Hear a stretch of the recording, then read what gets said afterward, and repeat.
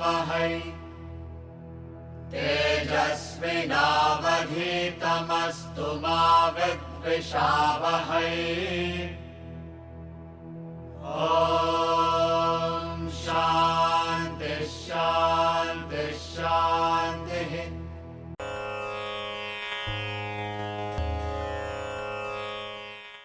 पुनरपि जननं पुनरपि मरणं पुनरपि जननी जठरे शयनम्।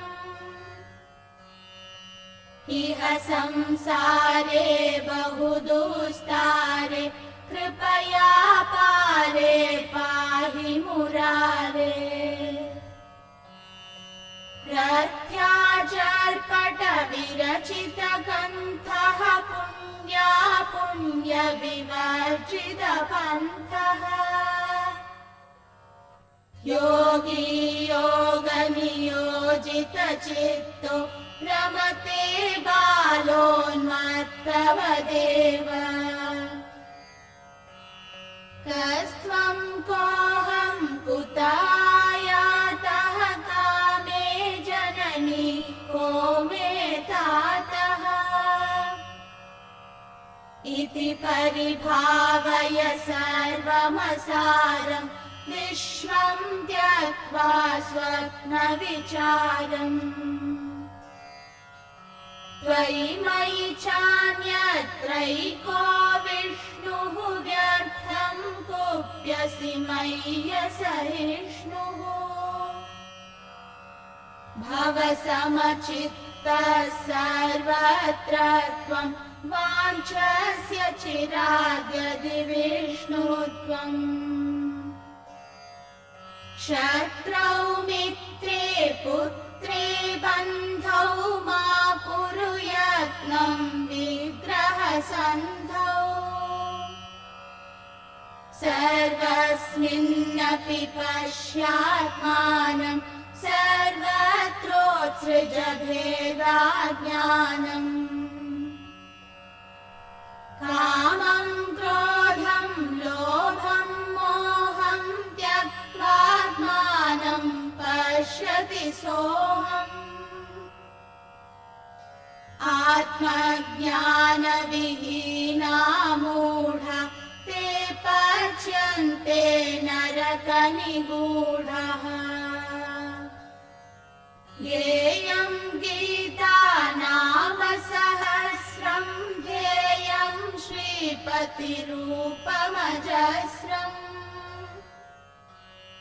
ज्ञेयं सज्जनसङ्गे चित्तं देयं दीनजनाय च वित्तम्। सुखतः क्रियते रामा भोगः पश्चादन्तशरीरे रोगः।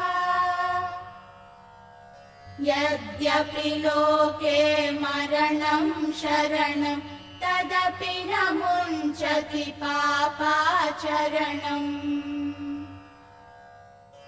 अर्थमनर्थं भावय नित्यं नास्ति ततः सुखलेशः सत्यम्। पुत्रादपि धनभाजां भीतिः सर्वत्रैषा विहिता रीतिः। प्राणायामं प्रत्याहारं नित्यानित्यविवेकविचारम्। जाप्यसमेतसमाधिविधानं पूर्ववधानं महदवधानम्। गुरुचरणाम्बुजनिर्भरभक्तः संसारादचिराद्भवमुक्तः। सेन्द्रियमानसनियमादेवं द्रक्ष्यसि निजहृदयस्थं देवम्। We'll chant verse 25 twice. शत्रौ मित्रे पुत्रे बन्धौ मा कुरु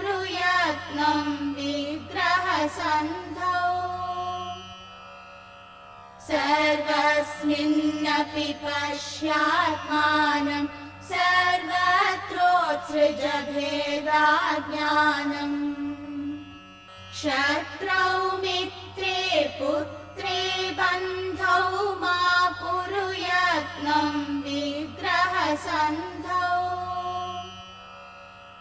सर्वस्मिन्नपि पश्यात्मानं सर्वत्रोत्सृज भेदाज्ञानम्. Do not get involved in antagonizing or allying with enemy, friend, relative or son. See the self in everything, everywhere. Cast away ignorance causing diversity. Sarvatrotsuja Veda Ajnanam. Ajnanam means ignorance. Ignorance of self is the root cause of all diversity. Diversity or differentiation is created by ignorance. It's a very interesting thought. I think Sureshwaracharya, he gives out in a shloka for us to reflect. He says, people suffer from complexes, and complexes come out of comparison. One person compares himself with other, and in front of somebody who has a superiority complex, this fellow feels inferior. As long he has complexes, he views himself others who are inferior to him, and then he feels superior. Both are actually not a very happy trait or a good trait to have. Why should we have complexes at all? In fact, we can learn this from animals or birds, any aspect of nature. By themselves, they don't have any complexes. We have the story of tortoise and the hare. We had a camp, and this camp also the story was mentioned in a extended way. We say the story that they ran a race and one is slow and one is fast. One is slow and one is fast is correct, but the tortoise doesn't feel inferior because it is slow. The hare doesn't feel superior because it is fast. It is absent just. But in human beings, this trait is there. Somebody, and particularly, we see it all the time. Right from the highest person holding the highest position to the common man, to the lowest person, both these complexes do operate.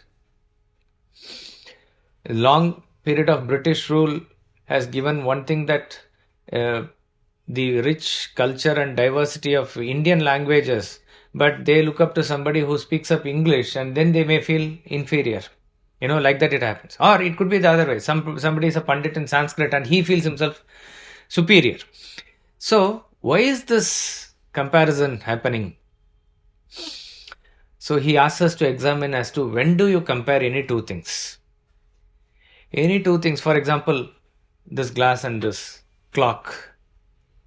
You compare these two things only when you find a difference between these two things, isn't it? If you find this and this are not different, there is no chance of any comparison at all. You compare two things only when there is a difference. You don't stand in front of the mirror and compare yourself with the person inside the mirror. They are not two different things. Though they may apparently they are different, they are not two different. You know that they are one and the same. So comparison is a product of differentiation. And then he asks us to examine as to why does this differentiation arise. The differentiation arises because of ignorance of self. This feeling of different from other than otherness. Take this example again, this clock and this. They appear different. So, we said that the comparison is a product of differentiation. So, when do you see these things are different? When you don't see the same. Which is? We don't see the self in all. No, don't bring self here. They look different. They look different. How do you know they look different? Because you can see it through your eyes. You can see through your eyes. Only when you compare these two, you know the difference actually. So differentiation is a product of comparison, and comparison is a product of differentiation. It's a very interesting thought he gives us to think. This is a cycle. In other words, both these things are mutually coexistent, but in essence, there is no difference. That's what he's trying to prove. In essence, there is only one. You have created a differentiation, and then out of that comes comparison, and you find that the reasoning in circle is comparison is the root cause of differentiation, and differentiation is the root cause of comparison. They are one and the same actually. But in essence, comparison, differentiation, all this comes only if there is something other than one. Only when there must be two at least to compare. So, the ignorance of the knowledge of the self is causing this duality or diversity. In essence, there is no second thing. Only the self exists. So, he says, cast away the ignorance that is causing this diversity. So, the moment the ignorance of the self is there, by which I do not know that I am that infinite self, this ignorance. The other side of that ignorance is that I consider myself to be this immediate personality, which is with this body. I am confined to this body. I have my own mind, intellect, my characters, and this is what I consider as me. The moment I consider only this as me, definitely there is something other than me. That is what is duality, plurality, whatever you can call it. That is called as diversity. So the moment there is something other than me, there is obviously various types of relationship that I have with them, and all this relationship in different forms causes in different degrees of stress and strain. That's about all. So he says, once I am confined to this small self or the small entity, I am different from others. All the other relationships that I have is based on this small I. Think about any relationship. A person who is here, he gives 4 different relationships: son, relative, friend, enemy. These are all different degrees of your attachment to various relationships. Son is the closest. Next circle you can draw is the relative. Next circle you can draw is your friend. And the next circle is the enemy. And there could be various degrees also. Extremely, you feel inimical towards it in a very great degree also. That person can be outside that. Actually, the moment the attachment or egoistic notion that I am this body, I am this self, small self, that notion is there, unconsciously actually you love only yourself. Okay. Identification and love are one and the same. You identify with your immediate self, you love only that immediate self. All the other degrees of love that we have for others, it is because it is connected to this. Think about it. That is why in the first circle I said son. Everybody likes my wife, my son. That circle is the first circle. Son particularly. When they see when a father sees the child's face, that is when his love outpours. Why is it that? Because his son is the closest reflection of his own self. Whatever is the reflection of your own self, you actually like it very much. Swami Ramtirtha gives this story. I think Paramahamsa also. The camel goes and eats the cactus in the desert. Yeah. When it eats the cactus, the thorn in the cactus, it pierces the tongue, and then the blood comes. It is tasting its own blood, and it seems it's nice, it's sweet. So what happens? It thinks that it is in the cactus and it eats it more, causing more danger to itself. But actually it doesn't know the taste that it is having is not from the cactus but from its own self. Similarly, the happiness is because of the reflection of the self within. It is that same reflection which, when it falls on the objects outside, we feel that is there. So what happens in our own relationship, practically also we can see, The moment the son is not living according to your terms or conditions, or if he is not in favor with you for something, he is not close to you anymore. He turns somebody like an enemy. So all this years what you talked about love towards your son is not really towards that object, actually, not that being. It is your reflection in him. That is what it is. But in general, these are the relationships that we have. Somebody who is farther away from us is our enemy, who doesn't gel with our thought flow at all, who is not in synchronization with our feeling. So you have a hatred towards him. That is the farthest enemy. And then friend, then a relative, and then there is this son, which is a very close. All this we create relationship, and then we have. So he says, don't get antagonizing or allying. Why do we get antagonism or alliances? Because we have this likes and dislikes inside. This is the pair. The pair that is inside us is likes and dislikes. So all other pairs which are of the world, heat and cold, joy and sorrow, every other pair reacts to this pair. If there is a joy, I like. If there is a sorrow, I don't like. So all this problems that we create is because of the alliance and antagonism that we show towards others based on the likes and dislikes. Okay, you are born in this world, relationships are there, all other things are there, but you need not go overtly into involvement in the relationship. And then what happens? Okay, with reference to certain relationships, you may have certain duties. Okay, take the example of son.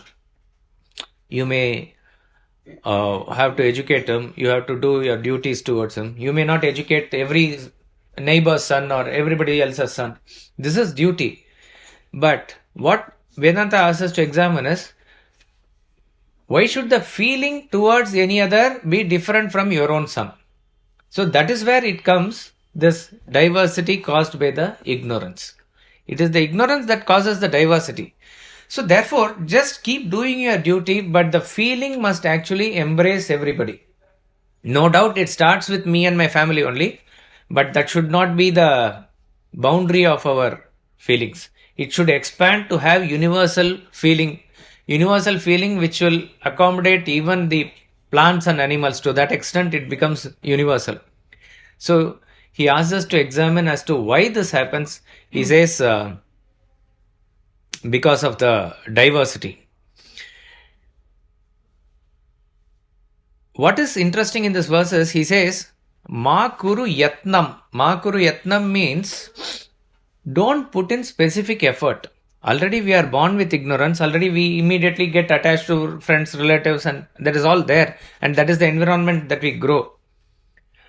But what, out of ignorance, what we do is, we take this diversity further and create that rift which is very hard to bridge later on. It is not, I'm not talking about getting along with a particular relationship or a particular friend. We put in specific effort to consolidate this ego and individuality to the extent that we create further and further rifts in the relationship outside. So he says, Ma kuru yatnam. Yatnam means effort.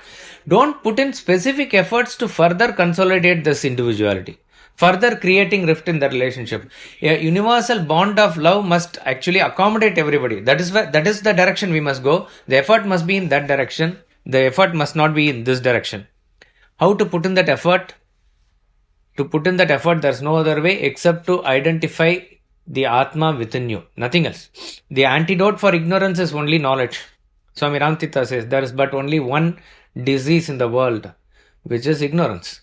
There is but only one cure, that is knowledge. You understand? That is why this knowledge is very, very, critical to everybody, because this knowledge is directly talking about you. All other knowledges are giving a knowledge, something apart from you, which may be important, mathematics knowledge or computer knowledge or driving knowledge. But Vedantic knowledge is the knowledge that is directly talking about you. So we need to exactly know who we are. That's about all. Once that is fixed, every other thing falls into place. Verse 24, that is the last verse, says, Samachitta. It cannot be achieved if you get involved in Bheda. Right? if you get involved in the differentiation. So this verse says you have to leave out all the Vedas and get into the self-knowledge. The Veda is caused because of the ignorance of the knowledge of the self. Now, if you continue to have Veda, if you continue to have differentiation, if you continue to have duality, what will happen? This is explained in verse 26. Yeah. We'll chant verse 26 twice. Yeah. Like we talk about this like and dislike. Now consider a case where there is no like and it's sort of an indifference. As I'm walking along the street, I see a person. I don't have any like for him, I don't have any dislike for him. Now if suppose I convert all my dislike to like, I will only embrace those people, those who are connected with me. But that connection may not be the universality, what we are talking about. So how do we correlate with that? Good question. The thing is, it is not, we are not asking to convert dislike into like, because likes and dislikes both are, mutually coexistent. To the extent that you like somebody, invariably, unconsciously, even if you don't want, there is a tinge of dislike that is created for somebody else. So for example, we saw in 1990s, Steffi Graf was at her peak in the tennis, and then Monica Seles came up. She also played very well, and she was there was a great rivalry in sports between them. Just as now many people are attached to Federer and or Nadal, like that many people were attached to Graf. They want to win. See, we have no connection with her whatsoever. Maybe when I started watching tennis, Steffi Graf was number one, so I automatically get attached to the winner. Or many people like Argentina because 1986 was a fully televised World Cup, and everybody started liking Argentina, Maradona, like that it is. To the extent that a person then stabbed Monica Seles because he could not take Steffi Graf losing or something like that. Probably they themselves had no personal rivalry, but this person took it. Like in South India, of course everywhere in India, but South there is more attachment to film stars. Right? You can even abuse the father, mother, but you cannot abuse Rajinikanth or Kamal Hassan. Like that is, every period has its own pair, like that it is. So invariably they call out names because he is getting offended, and this person has no personal connection with that thing. So wherever there is if we talk about a like is something because it caters to my emotion at that point of time in some form or the other. Therefore there is affinity.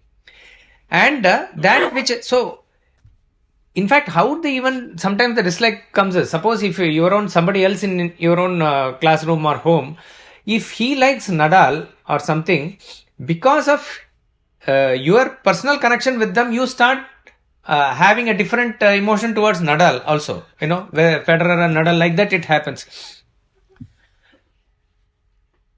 To have one's own preferences is general, common, and that's okay. See, suppose it is not that from now on, let's say we should eat something that we obviously don't like or nothing like that.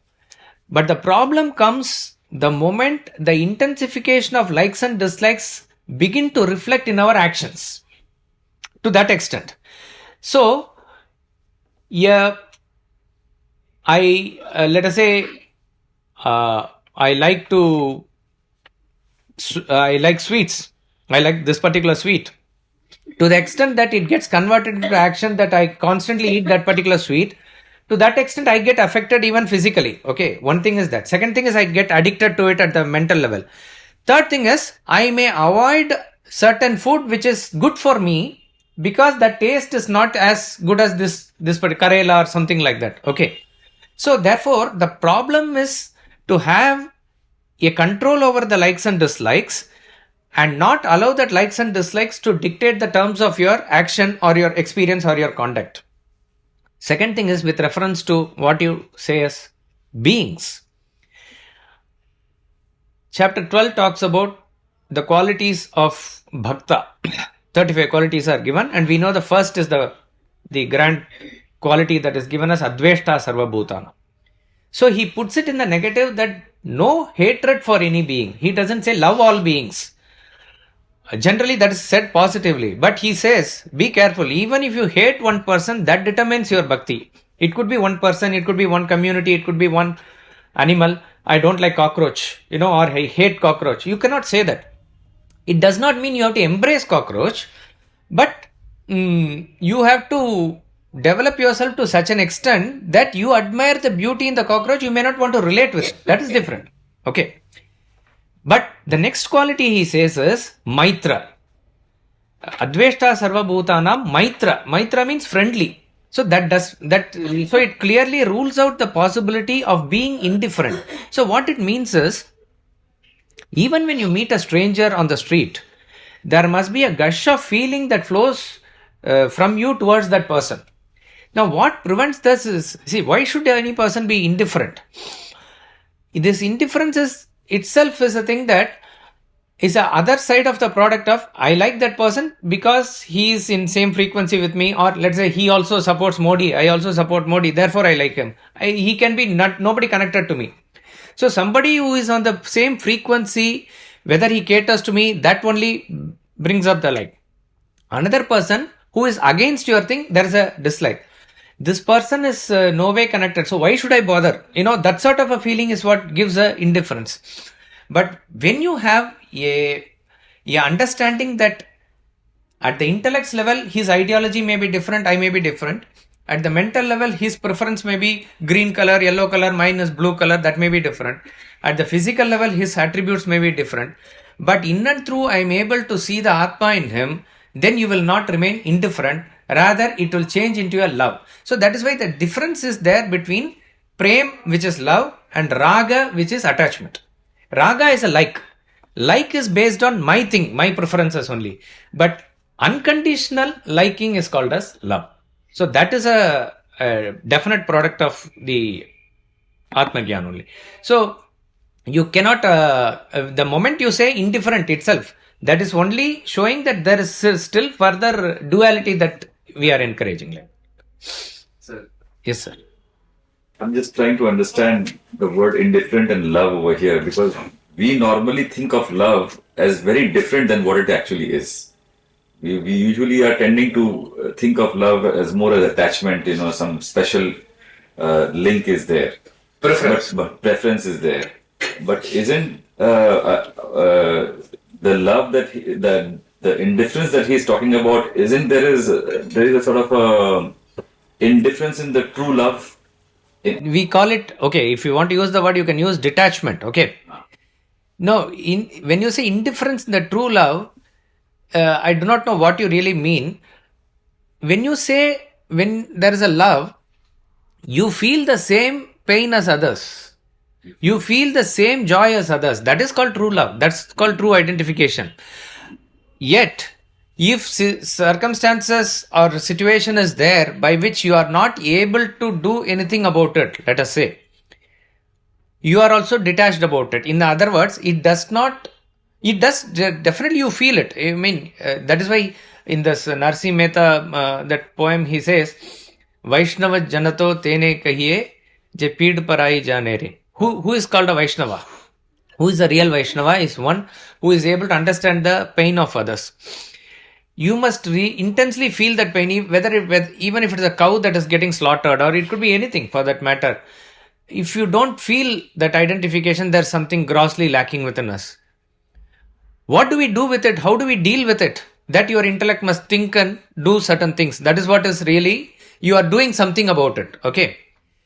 Indifference is, I want to close my eyes, I don't want to see that, or I have no meaning, I have my own preoccupation. So, put it this way, if you want to fit it, indifferent is a very tamasic quality. Detachment is a sattvic quality. Even if you want to, see, one thing is to have that weakness and you feel extremely, I am saying it positively, but when you get affected by that emotion, and then you are not able to think and do whatever is to be required to be done at that point of time, that is also not going to be useful. Okay, when you are actually in love with the other person, you want to serve and sacrifice for that person, but that has to be, if the intellect is clear, it is able to withhold that emotion and do the right thing according to the circumstance on a thought out basis. you are still practicing detachment. So detachment and love go together. Detachment and love will go together. Indifference is used in, generally I'm saying the word is used in a negative connotation. Detachment in Vedantic parlance, we can use it in a positive connotation. Now, just taking it a little further, Swamiji, if there is an occasion where there are multiple, emotions in at the same time in your presence, where there is pain and there is joy to different people, okay, how would you balance that out then? What at the same time means you are talking about a span of time. At any one point of time, how does it? No, two people. Two people, let us say. Then. One person is sad, one person is in front. So how are you feeling the pain and the love of the two different people simultaneously? See, it is not the question of the. You are again talking about what you call the expression of the love or sadness. That is not the point. As such, when I say if you are able to see two people, are you not able to identify with both of them? That's about all. What you feel inside is that another person's success is my success, another person's failure is my failure. If you are able to feel like that, that means you are. So, in other words, it is not. You are again talking about the expression on a one-to-one basis. That's not my point. The point is your relation is with the Atma.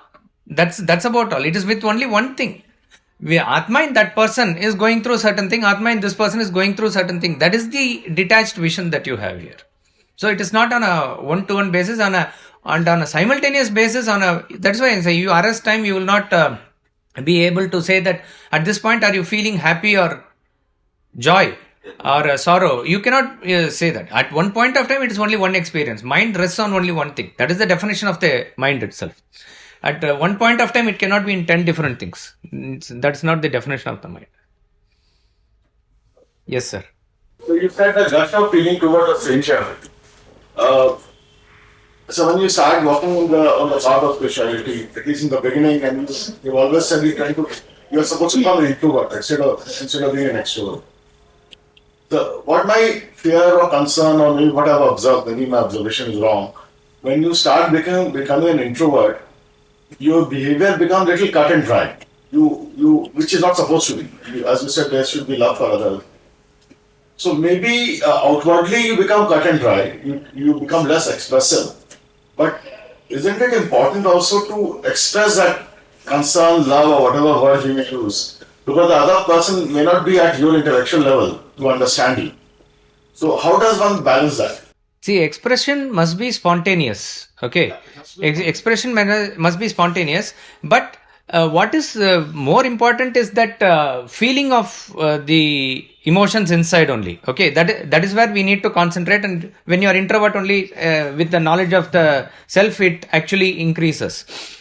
Now, 2 points here. One is, we should not be overtly concerned about how others are viewing us, perceiving us. Okay. In a due course of time, people will be able to relate and understand. See, even when you are angry within, you need not express. The mere body language and your mere presence itself will radiate that anger, and others will know. They'll know this is not the right time to talk to this person. Even a child which is not very intelligent or grown up in terms of its intellect will know when the mother is angry or father is angry, or when it should talk or not talk. How is it able to know? How is the child able to know? The child's mind knows the other person's mind. There's an interaction between the mind. So, irrespective of the expression that is there, it will know.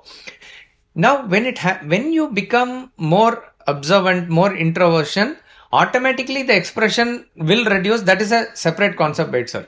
Second point is, you can be, in general, I'm not saying at that particular situation you have to think and do, but in general, you will know when and how to cater to different category of people according to the level which they are, plus the level with which they can absorb the emotion also. See, in other words, you may really have good emotions, let's say, and you have capacity to pour it out. But still you must not pour it out on somebody who is not in the same capacity to receive that emotion. See, you are having good food and you want to feed it to your child, but the child has the capacity to take in and digest that food. So you cannot push in all the food at one go. You have to give little. Like that, expression of love to a child is different, and particularly child up to a very young age. Let's say on an average, I'm saying 5 years of age, that is different. You can pour out the emotion.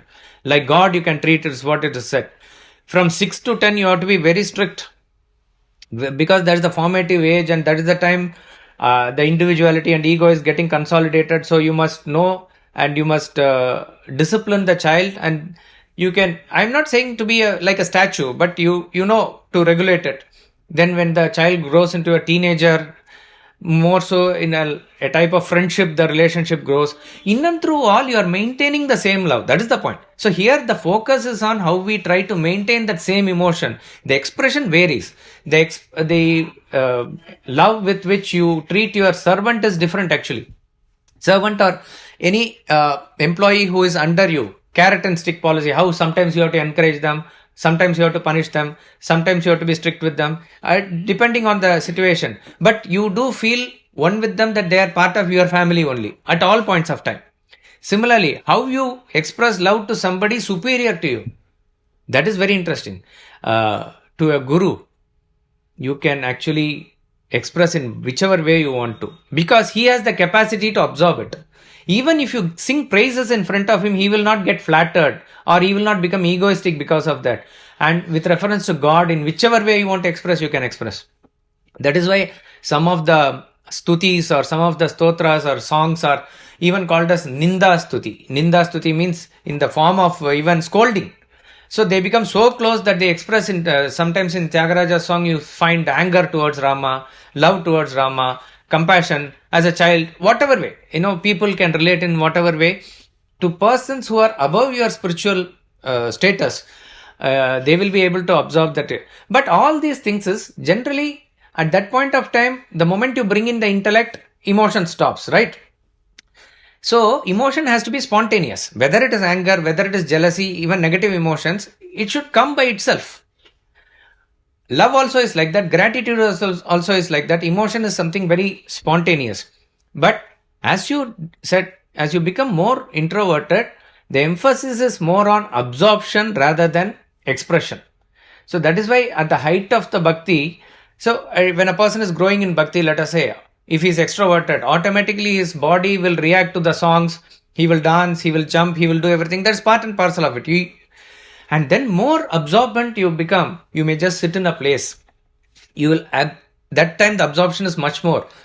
Probably tears will come. That's about all. Something like that. So to that extent, it will get inside. So what is important is to have this reservoir of the emotions inside. And as and when it spontaneously expresses itself, it will express itself. But the moment we simultaneously develop the intellect, a parallel knowledge comes within you as to how the expression should be. So it is not that particular situation specific, but generally you will know how the attitude should be. Let's say some person is very emotional in your own family. So time to time you might have to little bit cater to him or something so that he feels all right. Somebody is okay. So you need not be very, how are you? All these things you need not ask him every time. You know how to relate with them. So generally your relationship also gets set like that.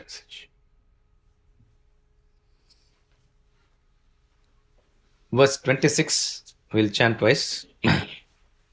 कामं क्रोधं लोभं मोहं त्यक्त्वात्मानं पश्यति सोऽहम् आत्मज्ञानविहीना मूढा ते पच्यन्ते नरकनिगूढः कामं क्रोधं लोभं मोहं त्यक्त्वात्मानं पश्यति सोऽहम् आत्मज्ञानविहीना मूढा ते पच्यन्ते नरकनिगूढः. Having transcended desire, anger, greed and delusion, one sees the self as he am I. Fools lack self-knowledge. They are tortured as captives in hell. A very powerful statement he's giving. Te pachyante narakani gudaha. He says, fools lack self-knowledge. The message is, reverse the thing. Those who lack self-knowledge, they are fools actually. Who is a fool? Why is this Bhaja Govindam saying mudaha, mudaha all the time as? We said that this many places, even lovingly, the master condemns us as fools. You call somebody a fool when you have the capacity to perform at a certain level. You have the capacity to function at a certain level.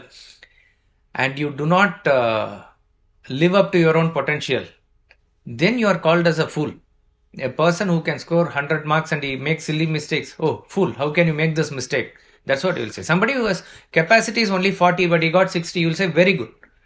Because he has exceeded his capacity. Now, as human beings, we have only got this capacity to gain the knowledge of the self.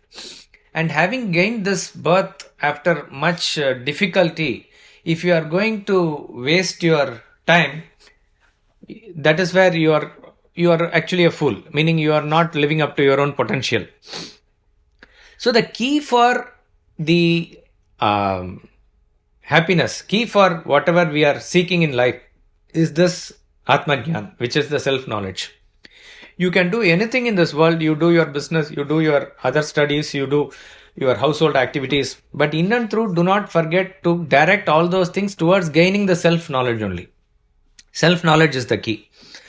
This last verse, what he talked about, this differentiation, the differentiation is caused by the lack of the self-knowledge.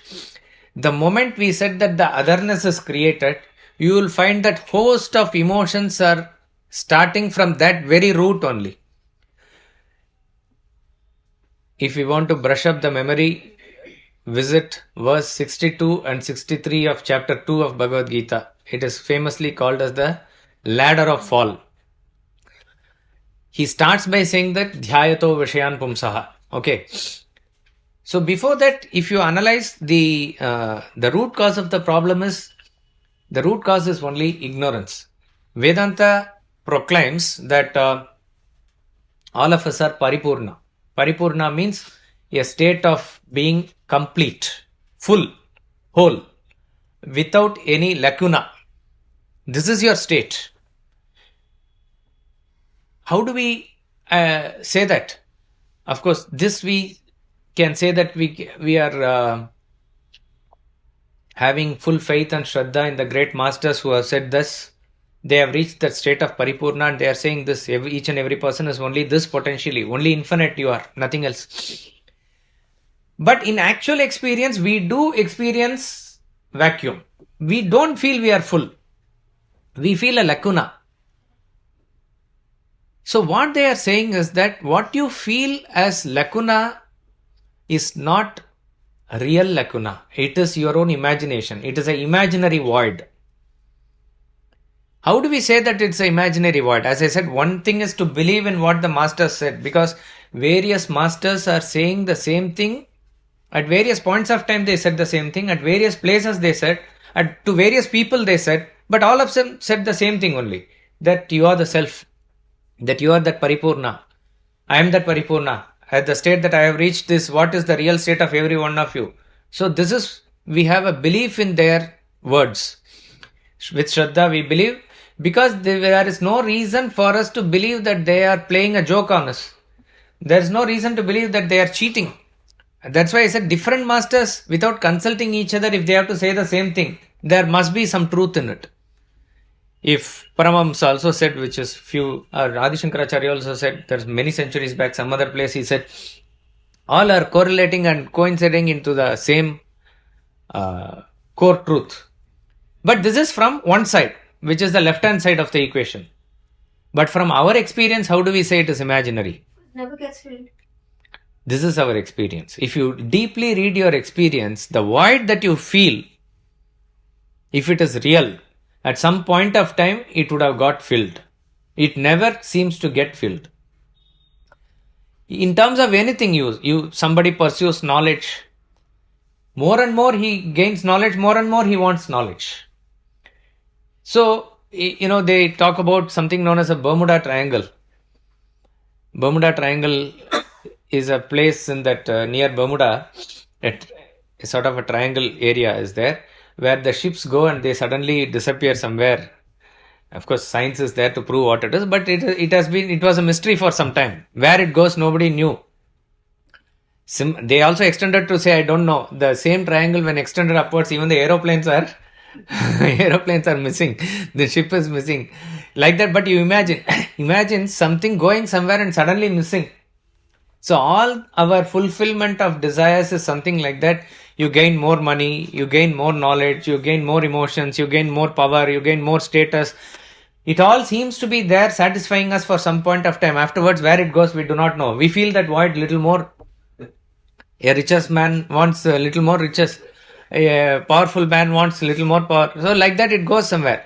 So if it was real, definitely Vedanta or masters would have given us some technique how to fulfill it also, because they are very adept in it. They know it. But they are only saying however much you try, in the past read also the history, present also, nobody seems to have been absolutely fulfilled by going all out into the world and trying to fulfill the desires. So they are saying, give it a thought. It could be imaginary. That what you are trying to fulfill is not a real void, it's an imaginary void. So it all starts with this knowledge of the self, which is the state of infinity. But what we have is an imaginary void. So because of the absence of the knowledge, we feel there is a void. And then once the void is there, all other things are explainable. Void gives rise to what is known as thought. So what is the thought here? See, the moment I feel void inside, something goes from me to the object or being outside to fill the void, in the hope of fulfilling the void. That is called as a thought. So thought is that which bridges the void within me to the object or being outside me with the hope of fulfilling the void.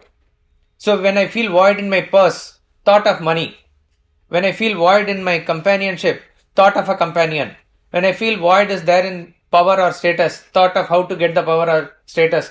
So thought is, by definition, is this only. There is a imaginary void, and from the imaginary void, what springs out is a thought. It springs out with the hope of fulfilling, it flows to some object or being outside. So thought is there the moment we feel void, and this is we experience in any area of void that we experience. Once the thought is there, that is where the ladder of fall comes. Dhyayato Vishayan Pumsa. All that you need to do is keep quiet and keep on musing on the thought. It will automatically then from there onwards, it's like bacteria. Once the first bacteria is there, and you don't attend to it or you don't know it at that point of time, it will keep on multiplying. So then the thought goes into attachment. Attachment is called as Sangha. Attachment is, you can say, a thin stream of thought flow. A thin stream of thought flow that flows from you to the object, where it's sort of a bondage is now happening. So the symptom of attachment is that if a boy is attached to a girl, even in a crowd of 100 people, only if she is there, he is comfortable. If she is not there, he feels something. So attachment is, you are comfortable in the presence of the object. You are not comfortable in the absence of the object. That is called as attachment. Attachment is a thin stream of thought flow. And you don't attend to this here also. It keeps on increasing in its power. Attachment leads to desire. Desire is the root of all emotion. Desire means kama. Desire is a thick stream of thought flow. Attachment is thin stream. Desire is thick stream. Desire is, the symptom is, you can say that if I desire something, I want to possess and enjoy it. It belongs to me only. Nobody else can claim. This sort of an intensified emotion that comes is that desire, kama. It all springs from the thought. Thought develops into attachment. Attachment goes into desire. Desire can be fulfilled or unfulfilled.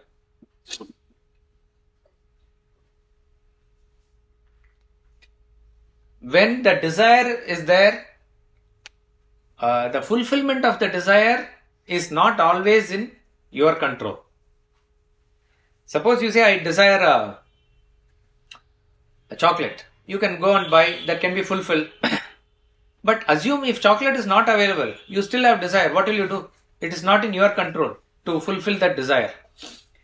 Let's say, I want rain. That is also a desire.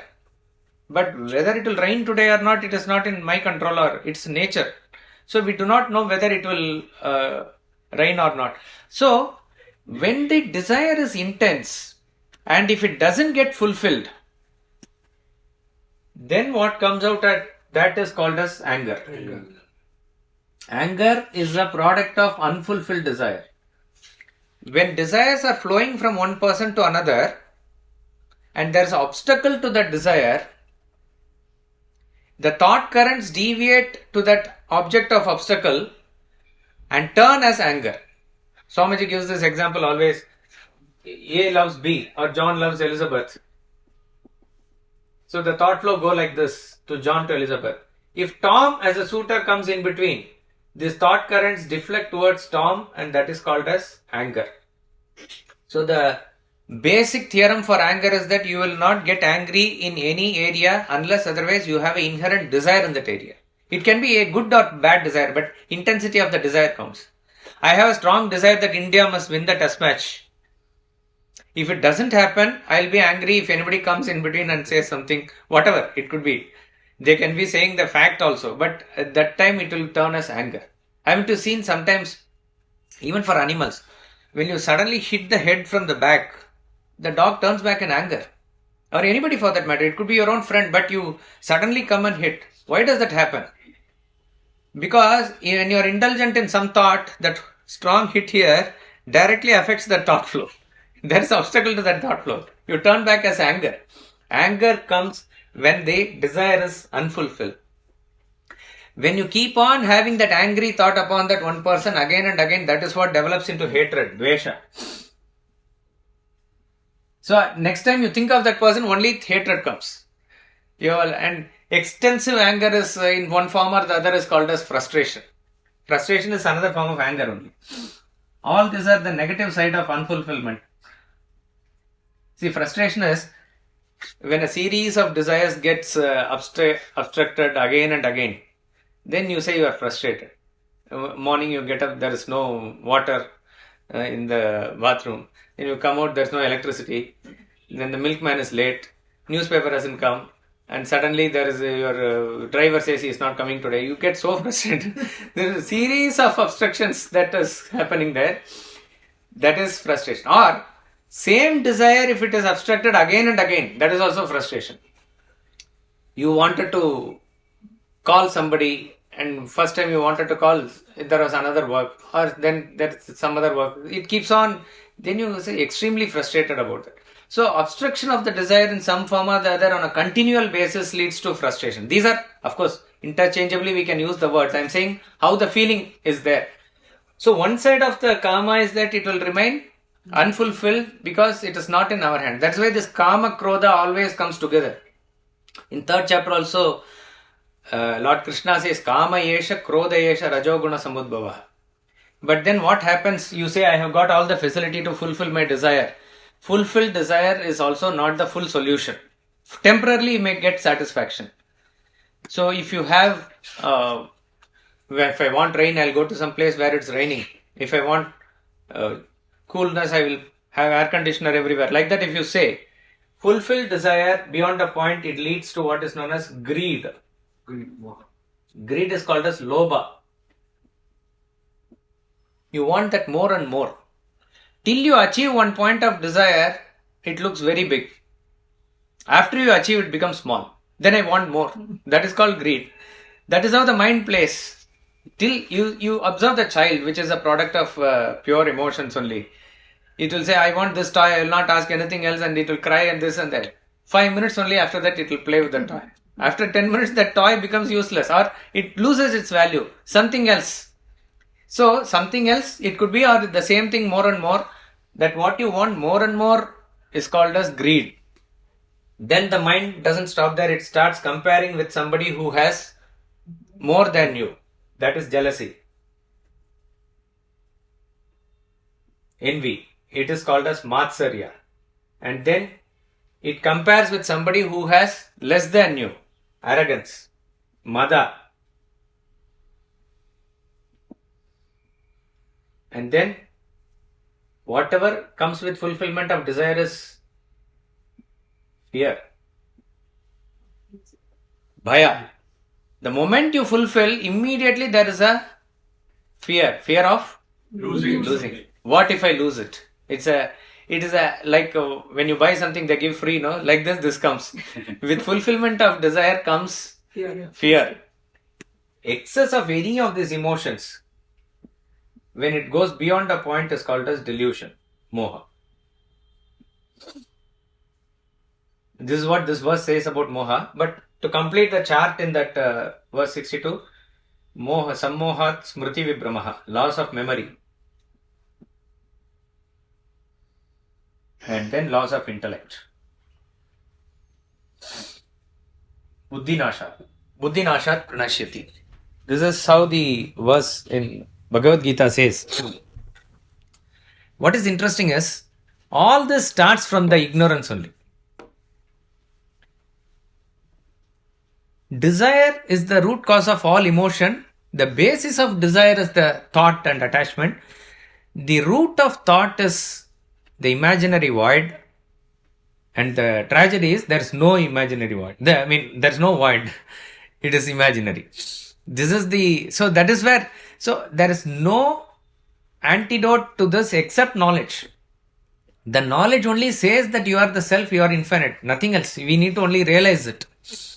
So it all starts with this kamam, krodham, lobha, and the moment you have desire in some form or the other, it will keep on manifesting. And never can it get completely fulfilled. Even if you are given the sovereignty of the whole world, we see stories that he wants heaven also. If you are given heaven, then up to Brahmaloka you will go. There's no end to it. And you will find that whenever people wanted,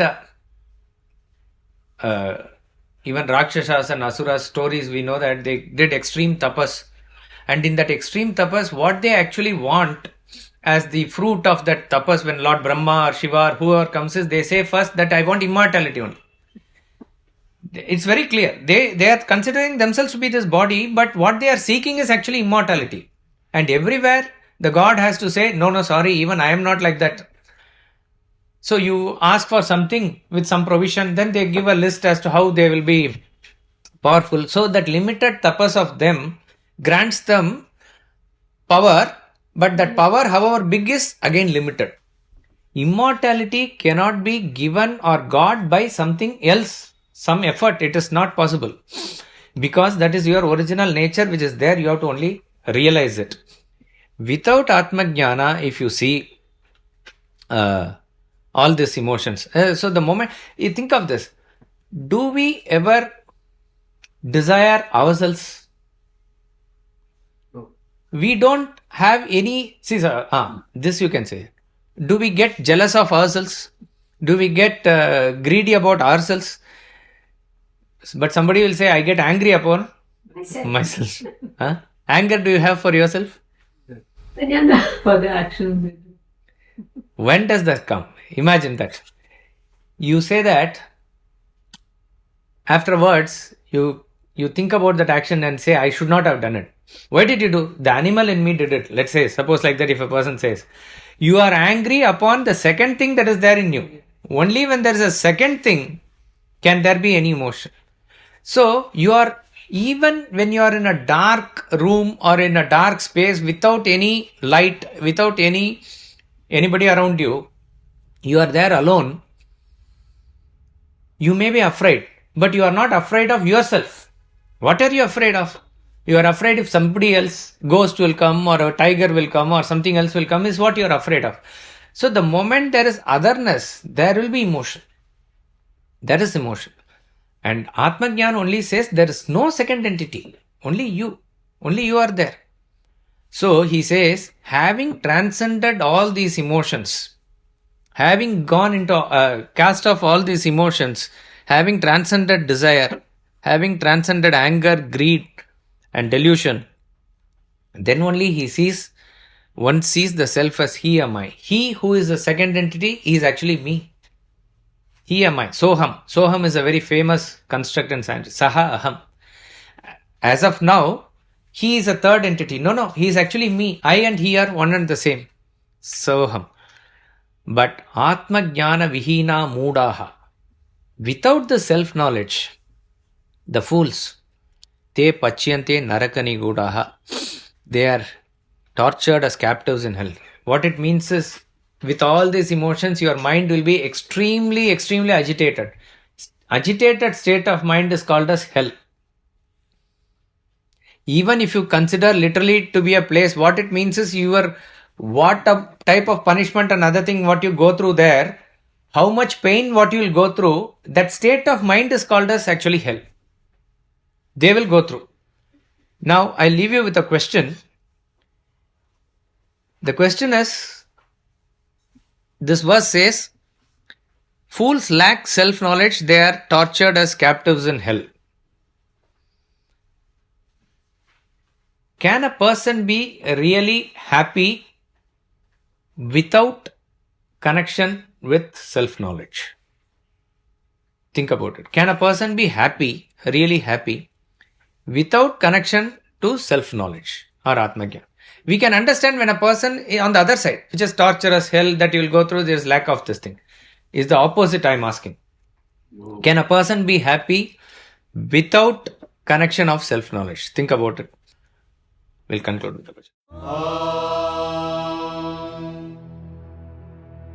Poornam Adah Poornamidam Poornat Poornamudachyate Poornasya Poornamadaya Poornamevavashishyate.